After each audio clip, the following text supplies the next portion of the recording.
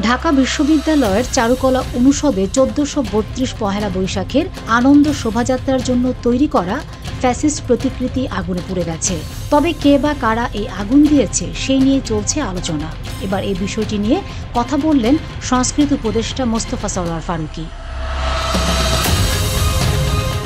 সংস্কৃতি উপদেষ্টা শনিবার ১২ এপ্রিল সকালে ফেসবুক পোস্টে এ বিষয়ে কথা বলেন। কারা আগুন দিয়েছে বিষয়টি নিয়ে তিনি বলেন, হাসিনার দোসররা গতকাল ভোর রাতে চারুকলায় ফ্যাসিবাদদের মুখাবয়ব পুড়িয়ে দিয়েছে। এই দুঃসাহস যারা দেখিয়েছে, সফট আওয়ামী লীগ হোক বা আওয়ামী বি টিম হোক, তাদের প্রত্যেককেই আইনের আওতায় আসতে হবে দ্রুত।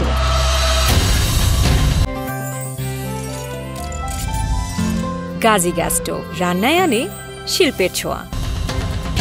আওয়ামী লীগের প্রসঙ্গ টেনে তিনি বলেন, এই শোভাযাত্রা থামানোর চেষ্টায় আওয়ামী লীগের হয়ে যারা কাজ করছে, আমরা শুধু তাদেরকে আইনের আওতায় আনবো তা না, আমরা নিশ্চিত করতে চাই এবারের শোভাযাত্রা যেন আরও বেশি তাৎপর্যপূর্ণ হয়। তবে এই ঘটনার পর হাসিনার দোসররা জানিয়ে দিয়ে গেল, বাংলাদেশের মানুষ এক হয়ে উৎসব করুক, তারা এটা চায় না। আমরা এখন আরও বেশি ডিটারমাইন্ড এবং আরও বেশি সংখ্যায় অংশ নিব। জুলাই আন্দোলনের বিষয়ে ফারুকী আরো বলেন, গত কিছুদিন জুলাই আন্দোলনের পক্ষের অনেকে বলেছিলেন এবারের শোভাযাত্রা সবচেয়ে অন্তর্ভুক্তিমূলক ও ভিন্ন রকমের হচ্ছে। এখানে ফ্যাসিবাদদের ওই বিকট মুখ না রাখাই ভালো। আমরাও সব রকম মত নিয়ে ভাবছিলাম, বিশ্ববিদ্যালয়ের কর্তৃপক্ষের মত জানার চেষ্টা করছিলাম, কিন্তু ফ্যাসিবাদদের মুখাবয়ব পুড়িয়ে দেওয়ার ঘটনার পর এই দানবের উপস্থিতি আরও অবসম্ভাবী হয়ে উঠল। জুলাই চলমান।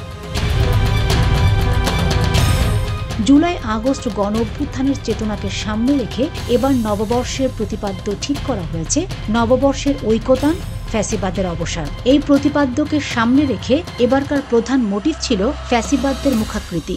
এটির উচ্চতা ২০ ফুট। এই মোটিভকে বাঁশ ও বেত দিয়ে দাতাল মুখের এক নারীর মুখাবয়ব বানানো হয়। মাথায় খাড়া ৪টি শিং, হা করা মুখ, বিশাল আকৃতির নাক ও ভয়ার্ত ২টি চোখ। এটিকে ক্ষমতাচ্যুত প্রধানমন্ত্রী শেখ হাসিনার প্রতিকৃতি হিসেবে ধারণা করেছিলেন অনেকে। ঢাকা বিশ্ববিদ্যালয়ের চারুকলা অনুষদে এবারের বর্ষবরণ আনন্দ শোভাযাত্রার জন্য বানানো ফ্যাসিবাদের মুখাকৃতি ও শান্তির পায়রা মোটিফ দুটি শনিবার ভোর 4:45 থেকে 5টার মধ্যে পুড়িয়ে দেয় দুর্বৃত্তরা বলে জানান proctor Saifuddin Ahmed. Fatema Shilu, GTV news.